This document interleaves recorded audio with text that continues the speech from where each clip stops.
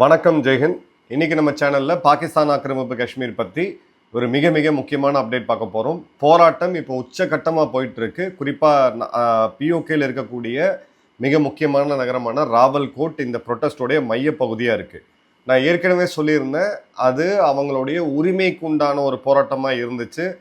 Bro India voices அப்படின்றது கம்மியா இருந்துச்சு. இது அடுத்த கட்டத்தை நோக்கி நகரும்னு சொல்லி நம்ம ப்ரெடிக்ட் பண்ண மாதிரியே இப்போ அங்க இருக்கக்கூடிய மக்களுக்கு உணவு மற்றும் மருந்து அடிப்படை மக்கள் தேவைகள் தடைபட்டு இருக்கிறதுனால இந்தியா கிட்ட இருந்து எங்களுக்கு ஹெல்ப் வேணும், எங்களை மீண்டும் காஷ்மீரோட சேர்த்துக்குங்க, ஒருங்கிணைந்த காஷ்மீர் வேணும் அப்படின்ற குரல் 1-2 இல்லை, ஆயிரக்கணக்கில் அந்த ப்ரொட்டஸ்ட்ல இப்போ கேட்க ஆரம்பிச்சிருக்கு. இது சோஷியல் மீடியாவில் வைரல் ஆனாலும் நாம் ஸ்பெசிஃபிக்காக சில டூல்ஸ் பயன்படுத்தி இந்த வீடியோவில் உண்மையாலுமே ஏஐ வச்சு ஏதாவது மாற்றிருக்காங்களா அப்படின்னு ஃபில்டர் பண்ணி பார்க்கும் பொழுது 100% கிட்டத்தட்ட உறுதி செய்யப்பட்ட தகவல் இது. அங்கே இருக்கக்கூடிய ப்ரொட்டஸ்ட், அங்கே இருக்கக்கூடிய போராட்டத்தில் இந்தியாவோட மீண்டும் ஒருங்கிணையணும், பாகிஸ்தான் ஆக்கிரமிப்பு காஷ்மீர் பாகிஸ்தானுக்கு சொந்தமானது கிடையாது, காஷ்மீர் பாகிஸ்தானோட ப்ராப்பர்ட்டி கிடையாது, நீங்கள் இந்த உணவு மருந்தெல்லாம் தடுக்கிறதுனால எங்களுக்கு உடனடியாக இந்தியா கிட்ட இருந்து உதவிகள் வேணும், ஃபுட்டு மற்றும் மெடிசன் சப்ளை வேணும் அப்படின்னு சொல்லி அங்கே கரகோஷம் அதிகமாக எழுதுறதையும், இன்னொரு பக்கம் பார்த்தீங்கன்னா ரீயூனிஃபிகேஷன் வித் இந்தியாவோடைய மீண்டும் நாங்கள் இணையணும் அப்படின்னு சொல்லக்கூடிய அந்த கோரிக்கையும் மக்கள் சைட்லேருந்து வரதை நம்ம பார்க்குறோம். இது ஏதோ ஒரு இடத்துல ஒரு அரசியல் தலைவரோட கூக்குரலோ இல்லை ஒரு ஆக்டிவிஸ்டோட கூக்குரலோ கிடையாது. இது மக்கள் கிட்ட இருந்து கோரஸாக வரக்கூடிய ஒரு வாய்ஸ். இப்போ என்ன நடக்குது அப்படின்றத பார்க்கலாம். இந்த ப்ரொட்டஸ்ட் 5ஆம் தேதி ஜூன்ல இருந்து பீக்ல போயிட்டு இருக்கு. கிட்டத்தட்ட 1 மாத காலத்துக்கும் அதிகமாக போயிட்டு இருக்கு. இந்த ப்ரொட்டஸ்ட்டை முன்னெடுத்தது ஜாயிண்ட் அவாமி ஆக்ஷன் கமிட்டி அப்படின்னு சொல்லி 2023 அவங்க மக்களுடைய பல நிறுவனங்கள், அதாவது பல தன்னார்வ தொண்டர்கள், வக்கீல்கள், மாணவர்கள், அங்கே இருக்கக்கூடிய வணிகர்கள் எல்லாம் ஒருங்கிணைந்து தங்களுக்கு ஒரு வாய்ஸ் வேணும்னு சொல்லி உருவாக்கப்பட்ட அமைப்பு. இந்த அமைப்பு இதனால் வரைக்கும் ஆக்சுவலாக நியாயப்படி பார்த்தோம் அப்படின்னா அவங்க எந்த விதமான ஆயுத போராட்டமோ இல்லை பிரிவினை நோக்கியோ இல்லை தனிநாடு நோக்கியோ அவங்க எங்கேயுமே போகவே இல்லை. ஆனால் தேர்தல் வரத்துக்கு முன்னாடி இந்த அமைப்பை பயங்கரவாத அமைப்பாக தடை செய்தாங்க. இது வரைக்கும் 700க்கும் அதிகமான போராட்டக்காரர்கள் கொல்லப்பட்டிருக்காங்க அப்படின்ற செய்தி வருது. இந்த ஜாக் அமைப்போட சில முக்கியமான தலைவர்களை தேடி தேடி வேட்டையாடக்கூடிய செயலை இவங்க இராணுவம் பண்ணிட்டு இருக்காங்க. அசீம் முனீர் அப்படின்ற இந்த காட்டு மிராண்டியோடைய தனிப்பட்ட ஈகோனால இந்த மக்களுக்கு பாகிஸ்தானுடைய மெயின்லேண்ட்ல இருந்து போக வேண்டிய அரிசி, கோதுமை, உணவு மற்றும் மருந்து இது தடைபட்டிருக்கு. பல பேர் அங்கே இருக்கக்கூடிய வீடியோஸ் நம்ம வாட்ஸ்அப் மற்றும் டெலிகிராம் சேனலில் ஷேர் பண்ணியிருக்கோம், பாருங்க. டயபெட்டிக் இருக்கக்கூடிய இன்சுலின் இன்ஜெக்ஷன் கிடைக்காம இன்னைக்கு திண்டாடிக்கிட்டு இருக்காங்க. ஒரு இன்சுலின் இல்லாமல் ஒரு நீரிழிவு நோயாளி 2-3 நாள் இருந்தாருன்னா என்ன விளைவுகள் ஏற்படும் அப்படின்றது நம்ம எல்லாருக்குமே தெரியும். இந்த அளவுக்கு ஒரு கொடுங்கோல் ஆட்சி நடந்துட்டு இருக்கும்போது இந்த ப்ரொட்டஸ்டோடைய ஸ்டார்ட் ஒரு 4 நாளுக்கு முன்னாடி நம்ம ஒரு வீடியோ போட்டிருந்தோம். அதில் பார்த்தீங்க அப்படின்னா நம்மளுடைய அனாலிசிஸ் என்னவா இருந்தது, அங்கே இருக்கக்கூடிய கிரவுண்ட் ரிப்போர்ட்டை பார்க்கும் பொழுது எங்களுக்கு பாகிஸ்தான் தேவை கிடையாது, பாகிஸ்தானுக்கு தான் காஷ்மீர் தேவை, காஷ்மீர் பாகிஸ்தானோட ப்ராப்பர்ட்டி கிடையாது, எங்களுக்கு நீங்கள் உணவு மருந்தை தடை செய்தீங்கன்னா இந்தியா பக்கம் இருக்கக்கூடிய கேட்டை ஓப்பன் பண்ணுங்க, நாங்கள் இந்தியாவில் இருக்கக்கூடிய மக்கள்கிட்ட இருந்து நாங்கள் அதாவது ஸ்ரீநகரில் இருக்கக்கூடிய மக்கள்கிட்ட இருந்து நாங்கள் வாங்கிக்கிறோம், எங்களுக்கு வர்த்தகம் அங்கேயே போதும். அந்த கேட்டை மையப்படுத்தி அந்த கேட்டுக்கு அருகில், எல்லைக்கோட்டுக்கு அருகில் இந்த ப்ரொட்டஸ்ட் நடக்கிறத நம்ம பார்த்தோம். இப்போ எனக்கு இருக்கக்கூடிய சில முக்கியமான நண்பர்கள்கிட்ட பேசும்போது இந்த ப்ரொட்டஸ்ட் அப்படின்றது மையமாக ராவல்கோட் நகரத்தில் நடந்துகிட்டு இருக்கு. இப்போ வரக்கூடிய லேட்டஸ்ட் தகவல்கள் அவங்க இந்தியாவோடைய ஒருங்கிணையணும் அப்படின்றதும் இந்தியா எங்களுக்கு உதவணும் அப்படின்னு சொல்லி அஃபீஷியலான ஒரு ரெக்வஸ்ட்டை, ஒரு வேண்டுகோளை நம்ம அரசாங்கத்துக்கிட்ட வச்சிருக்காங்க. வரலாற்றிலேயே 47 பாகிஸ்தான் காஷ்மீர் ஆக்கிரமித்த பிறகு இப்படி ஒரு கூக்குரல் வர்றது இந்த தான் முதல் முறையா.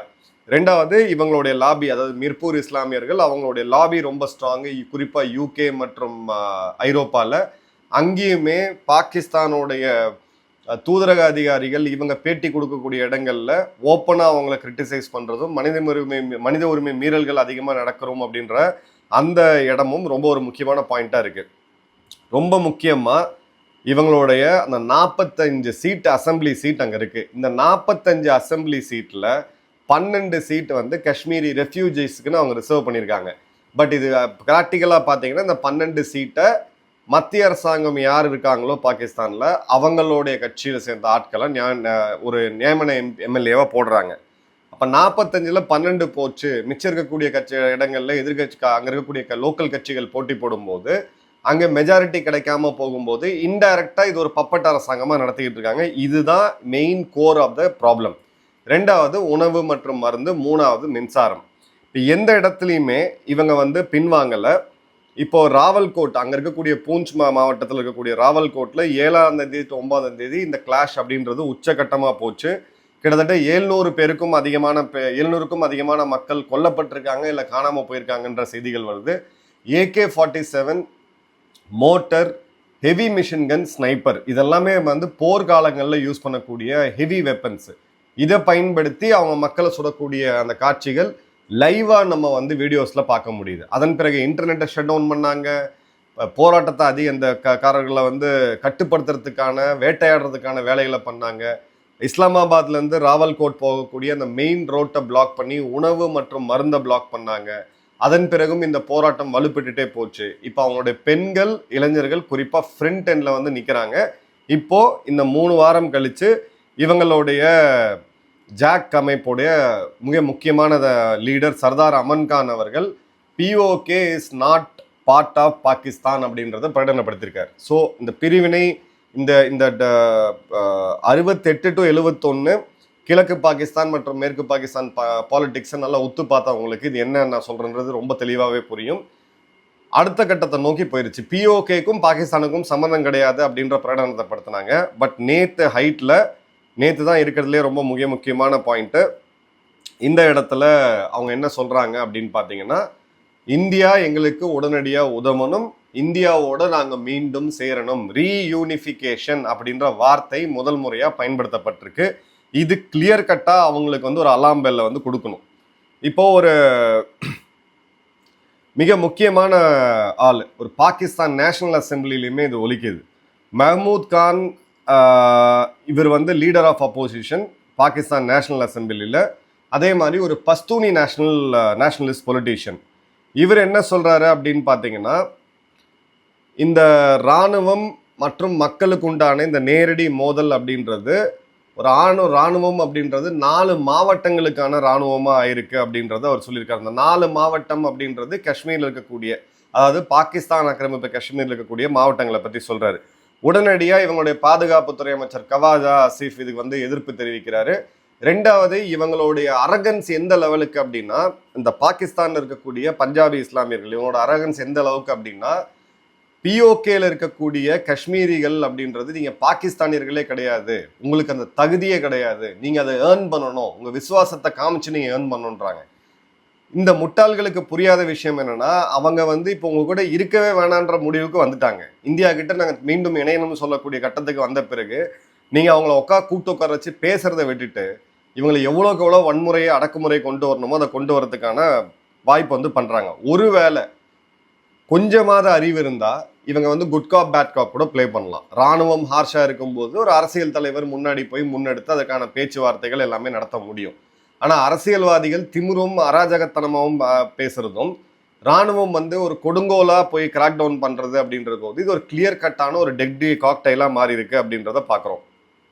இப்போ பாகிஸ்தானுடைய ஓன் கவர்மெண்ட் ஃபிகர் அப்படின்றத எடுத்தீங்கன்னா 2021 ஒரு 4 வருடங்கள்ல, அதாவது ஒரு 4 வருடங்கள் அவங்களோட ஸ்டாட்டிஸ்டிக்ஸ் என்ன சொல்லுதுன்னா 3141 ராணுவ வீரர்கள் கொல்லப்பட்டிருக்காங்க. இதை அப்படியே ஒரு 4 மடங்கு படுத்திக்கிங்க, ஒரு 12,000 பேர் கொல்லப்பட்டிருக்காங்க. ஆவரேஜா எடுத்தீங்கன்னா ஒரு நாளைக்கு 3 பேர் அங்க ராணுவ வீரர்கள் இறக்குறாங்க. இப்போ இது POK அப்படியே பார்க் பண்ணிட்டு நம்ம பலுச்சிஸ்தான் சைடு வந்தோம்னா, பலுச்சிஸ்தான் ஒரு மிகப்பெரிய BLA ஃபைட்டர்ஸ் ஒரு மிகப்பெரிய தாக்குதலை நடத்துறாங்க. அந்த வீடியோஸ்லாம் நம்ம போட்டிருந்தோம் டெலிகிராம் சேனல்ல. அதுல பாத்தீங்கன்னா ஒரு stand alone coast guard post பாகிஸ்தானோடது தரமட்டமாயி சுக்குநூறா வெடிச்சு சிதறக்கூடிய காட்சிகளை நம்ம பார்க்குறோம். இதுல அசீம் முனீரோட ஒரு சொந்தக்காரர், ஒரு மேஜர் ரேங்க்ல கேப்டன் ரேங்க்ல இருக்கக்கூடிய அதிகாரி அதுல கொல்லப்படுறாரு. இது தாண்டி இப்போ பாகிஸ்தானுடைய கோஸ்ட் கார்டுக்கு கடல்ல ஒரு மிகப்பெரிய பிரச்சனை ஏற்பட்டிருக்கு.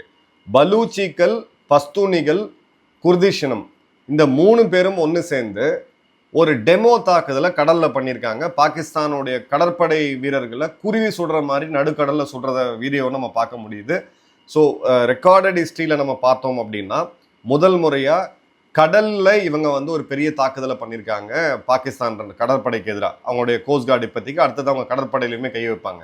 இவங்களுடைய விமானப்படை விமானங்களுக்கு அவசர அவசரமா அந்த செவுறு கான்கிரீட் ஸ்ட்ரக்சர் கட்டக்கூடிய நிகழ்வுகள் இன்னைக்கு குவைட்டா, பெஷாவர் போன்ற பலுச்சிஸ்தான் இருக்கக்கூடிய விமான தளங்கள்ல பார்க்க முடியுது. ஸோ இவங்க விமானப்படை பயந்து போயிருக்கிறாங்க, கடற்படை தாக்கப்படுது, கடல்லையும் தாக்கப்படுது, மலைப்பகுதிகளில் இப்போ ஜாக் அமைப்பினர் இருப்பாருங்க. ஒரே ஒரு விஷயம் என்னன்னா, ஜாக் அமைப்பினர்கிட்ட இந்த பிஓகேல இருக்கக்கூடிய மக்கள் கிட்ட பெரிதளவுக்கான ஆயுதங்கள் இல்லை. ஒருவேளை ஏதாவது ஒரு நாடு ஆயுதங்கள் கொடுத்து உதவுனாங்க அப்படின்னா இந்த இடத்துல ஒரு ஃபுல் ஃபிளெஜ்டு இன்சர்ஜென்சியா போறதுக்கான வாய்ப்புகள் மிக மிக அதிகமா இருக்கு. இப்போ ஒரு நியூட்ரல் எக்ஸ்பர்ட்டை நம்ம பார்க்கலாம்.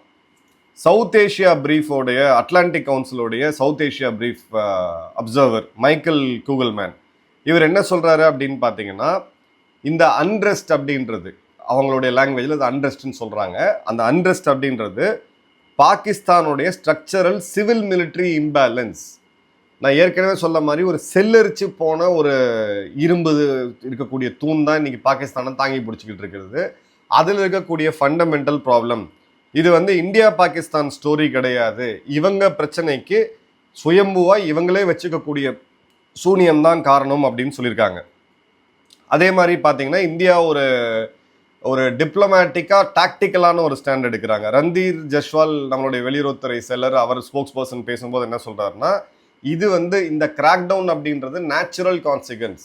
நீங்க பண்ணக்கூடிய இந்த அடக்குமுறைக்கு அவங்க வந்து எதிர்த்து நிற்கிறது அப்படின்றது இயல்பான ஒரு செயல்தான் அப்படின்றதும், அதே மாதிரி ஜேஎன்கே, லடாக் மற்றும் இப்ப இருக்கக்கூடிய பிஓகே இதெல்லாம் இந்தியாவுடைய பகுதி தான், இன்ஏலியனபிள் பார்ட் ஆஃப் இந்தியா அப்படின்னு சொல்லியிருக்காங்க. பாகிஸ்தான் வந்து என்ன சொல்றாங்கன்னா, இல்ல பிளாக்கேட் எல்லாம் பண்ணல, அங்க லோக்கல் இருக்கக்கூடிய பிரச்சனைகள்ல சில இடத்துல வந்து பாத்தீங்கன்னா டிரான்ஸ்போர்ட் ஸ்ட்ரைக் நடந்துகிட்டு இருக்கு. அது எப்படி பாஸ், எசென்ஷியல் சர்வீஸ் போகிற மெடிசின்ஸ்லாம் வந்து யார் டிரான்ஸ்போர்ட் ஸ்ட்ரைக் பண்ணுவா? ஒன்றுமே கிடையாது. அதே மாதிரி இது வந்து ஒரு கவர்னன்ஸ் இஷ்யூ, இதில் வந்து எக்கனாமிக்கல் இஷ்யூ, இது வந்து செப்பரேட்டிசம் கிடையாது. வழக்கம் போல ரா அப்படின்னு சொல்லி இதுக்கு பின்னாடி இருக்கு, இது இருக்கு அப்படின்னு சொல்லியிருக்காங்க. இப்போ இந்த இடத்துல வந்து நம்ம ரொம்ப முக்கியமாக பார்க்க வேண்டியது என்ன அப்படின்னா, இது ஒரு 1971 மொமெண்டா. பங்களாதேஷோடைய லிபரேஷன் வார், அந்த சுதந்திரத்துக்கு உண்டான அந்த போராட்டம் ஆரம்பிச்சு பிறகு இந்தியாவுடைய துணையோட ஒரு தனி நாடு உருவாக்கப்பட்டுச்சு அப்படின்னு பார்க்கும்போது கிளியர் கட்டா இது வந்து அந்த நோக்கி வேகமா போயிட்டு இருக்கு அப்படின்றத பார்க்குறோம். இந்தியா இப்போ செய்ய வேண்டியது டாக்டிக்கலா நம்ம முசஃபர் நகர்ல இருக்கக்கூடிய, முசஃபராபாத்ல இருக்கக்கூடிய அந்த கேட்டை ஓப்பன் பண்ணி நீங்க வாங்க எங்க கூட வணிகம் பண்ணலாம்னு சொல்லிட்டு எல்லையில ஒரு வணிகத்துக்கு உண்டான மையம், இதெல்லாம் ஏற்கனவே இருந்துச்சு ராணுவத்துல இருந்த காலத்துல, அந்த மையத்தை மீண்டும் ஓப்பன் பண்ணாங்க அப்படின்ற போது இது பாகிஸ்தான் மேல என்னாமரஸான ஒரு ப்ரெஷரை வந்து கண்டிப்பா பில்டப் பண்ணும். ஏன்னா நம்மளை பொறுத்த வரைக்கும் நம்மளுடைய இன்றியமையாத ஒரு பகுதி அப்படின்றது பிஓகே, அவனோட ஆக்கிரமிப்புல இருக்குது அப்படின்றது வேற கதை. ஸோ டெக்னிக்கலா நம்மளுடைய லேண்டு, அதற்கான அசம்பிளி ரிசர்வேஷன் இப்பவும் நம்ம ஜம்மு காஷ்மீர் அசம்பிளியில் அதற்கான சீட்டுகள் ஒதுக்கப்பட்டிருக்கு. 15 சீட் அதுக்குன்னு இருக்கு. அந்த எம்எல்ஏக்களுடைய அந்த நாற்காலி இன்னைக்கும் வேக்கண்டா தான் இருக்கு. ஸோ இந்த இடத்துல நம்ம வந்து இதை ஓப்பன் பண்ணி விட்டோம் அப்படின்னா இது ஒரு மிகப்பெரிய ஸ்ட்ராட்டஜிக் ஆப்பர்ச்சுனிட்டி அப்படின்றத பார்க்குறோம். இப்போ பாகிஸ்தானுடைய பொலிட்டிக்கல் மற்றும் மிலிட்ரி ரூல்ல ஒரே நேரத்தில் பலுச்சியில் வந்து இன்சர்ஜென்சி போயிட்டு இருக்கு, கைபர் பக்துன்குவால இன்சர்ஜென்சி போயிட்டு இருக்கு, சிந்துல இன்சர்ஜென்சி ஆரம்பிச்சிருக்குது, பிஓகேல ஒரு ஃபுல் ஃபிளெஜ்டான மூவ்மெண்ட் வந்து இப்போ போயிட்டு இருக்கு. ஒரு நாட்டில் இப்போ இந்தியாவை வந்து இப்படி எடுத்து யோசிச்சுக்கோங்க, 29 மாநிலங்களுக்கு அதிகமாக நம்ம இருக்கு, ஸ்டேட் யூனியன் டெரிட்டரி எல்லாம் இருக்கு நம்ம கிட்ட. ஒரே நேரத்தில் 20 மாநிலங்கள்ல இந்த மாதிரியான ஒரு நிகழ்வு நடந்தா எந்த அளவுக்கு அபாயகரமா நம்ம பார்க்கணுமோ அதே அளவுக்கான அபாயகரமான ஒரு நிலைமை தான் இங்கேயும் இருக்கிறது அப்படின்றத பார்க்குறோம். அதே மாதிரி பார்த்தீங்க அப்படின்னா Carnegie endowment of international piece அவங்க என்ன சொல்றாங்கன்னா, அசீம் முனீரோடைய இந்த கன்சல்டேஷனை பார்த்த பிறகு பலுச்சிஸ்தான் தான் இருக்கிறதுலே weakest link, the hard chase states, ஒரு கடுமையான சர்வாதிகார நாட்டில் இருக்கக்கூடிய சாஃப்ட் பெல்லி. உங்களுடைய ஒரு பெரிய பாடி பில்டரோட வீக்கஸ்ட் பாயிண்ட் எதுன்னு பார்த்தீங்கன்னா வயிறு தான். ஏன்னா அதில் வந்து உங்களுக்கு அவ்வளோ எலும்பு கிடையாது, அவ்வளோ உங்களுக்கு வீக்கான ஒரு ஸ்பாட் பெல்லின்னு சொல்லுவோம். ஸோ அதை வந்து இவங்க சொல்கிறாங்க.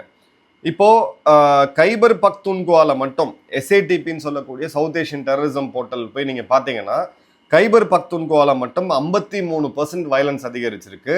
பலுச்சிஸ்தான்ல 50% அதிகரிச்சிருக்கு.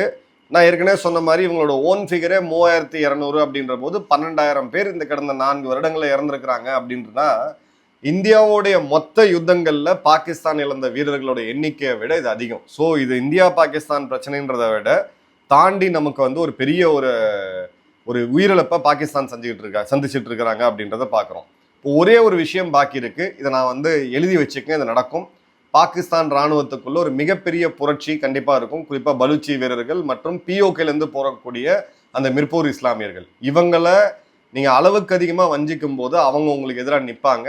சொந்த நாட்டில் சொந்த மாநிலங்கள்ல அவங்க மக்கள் சுட்டு கொல்லப்படும் போது இங்க அவங்க சாந்தமா இருக்க மாட்டாங்க அப்படின்றத பார்க்குறோம். ஸோ ஜாக் அமைப்பை கூப்பிட்டு இவங்க வந்து சரணாகதி அடைஞ்சு பேசி ஏதாவது ஒரு இடத்துல இதை வந்து கொண்டு வந்தால் அதுக்கான வாய்ப்புகள் அப்படின்றது இருக்கு.